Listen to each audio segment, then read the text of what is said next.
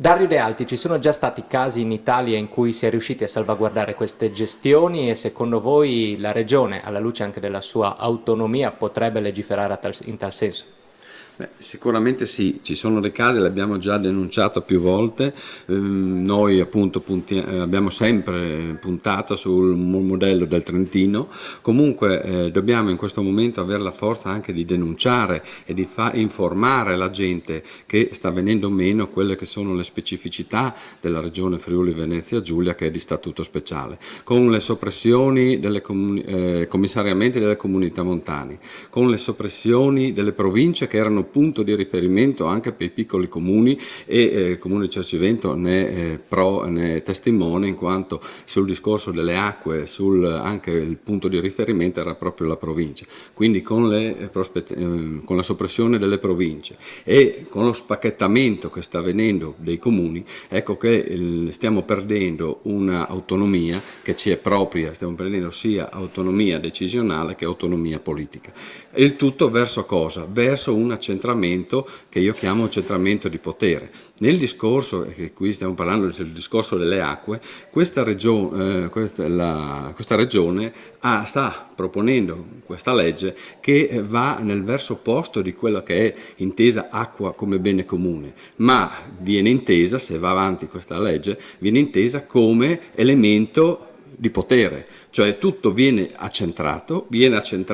in un unico soggetto che poi si sa a nome e cognome, che si chiama ERA, che è un soggetto neanche che ha sede e che comunque opera nella nostra regione.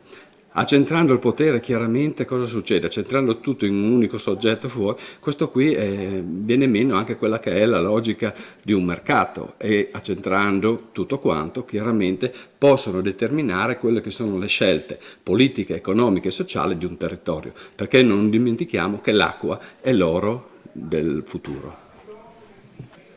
Paolo Querini, rappresentante dei comitati che da sempre si battono sul territorio per la difesa dell'acqua come bene comune. A questo punto, con questa legge regionale che va avanti, voi cosa siete pronti a fare? Noi, a parte il tornare a mobilitare un'altra volta tutti, ricordiamo a quello che è attualmente il governo regionale quali erano i patti del programma elettorale, in cui c'era abbondante risalto a tutto quello che riguardava i beni collettivi, e rispetto al fatto che continuamente viene richiesta da parte del governo regionale e del governo nazionale una lealtà